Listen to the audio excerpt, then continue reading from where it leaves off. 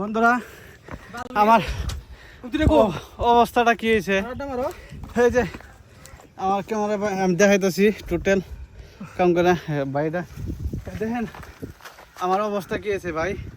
এই যে আজকে এই পাহাড়ে এনে যাই হোক আপনারা যারা যারা আবার চাইতেছেন বাঘগড় পাহাড়ে নিশ্চয় আবার পারবেন। ভালো প্লেসের জায়গা, সুন্দর, ভালো লাগে, সুন্দর ভিউ, সুন্দর ভিউ, খুব একটা খারাপ না করছে। প্রিয় ভালোবাসার বন্ধুরা, অতিমাত্রা গরম ধরতেছে। আসেন আর কিছু দেখাই। এই দেখো এই টপে উঠবো আমরা, আসেন। হাকিম আছে, ভাইস্তা আছে, আমার ক্যামেরাম্যান আছে, আমার ভাইজান, ওটা আমার বড় ভাই, ওর লগে এসেছি। চালানের বাঘর পাহাড়ে নিয়েছে এরা, পাহাড়ে নিয়েছে আমার এই যে সিরাফুল ভাই। এই সিরাফুল ভাই ক্যামেরা ধরছে, আমার ক্যামেরাম্যান দিছে। তাহলে বাঘর পাহাড়ে হেরে কিরকম ফিল করলেন? কিরকম ফিল কর আমার দর্শক বন্ধুরা জানবো এই যে কিরকম ফিল, এটাই তো বুঝতে যাবেন গিয়া কত হান্ডি কষ্ট হয়েছে দেখার মধ্যে।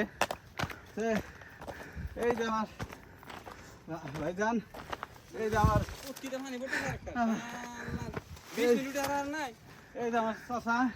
যাই হোক আপনারা সাথে থাকবেন, বাঘগড় পাহাড়ে আইছি।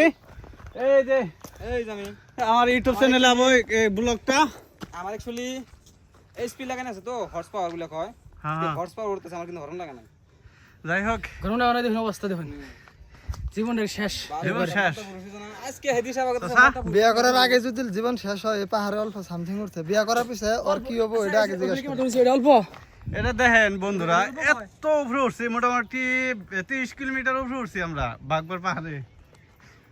দেখেন আরো মোটামুটি টপে উঠবো, এই টপে দেখেন। আপনারা সাথে থাকেন, বাঘগড় পাহাড়টা কি সুন্দর আজকে আপনাদের হয়তো অসাধারণ ভিউ। এই যে এই দেখেন খালি ওই যে এক জাতি মাংকি বান্দর আছে না, এই মাংকি বান্দরের মতন একলাই উঠে উঠে জায়গা, ওরা যে কি করে উঠে আমি ওকে মতন উঠতে পারি না। যে এ দেখেন কিভাবে উঠতেছি,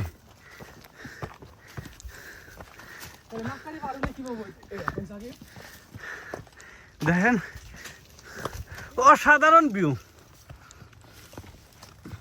সাথে থাকেন।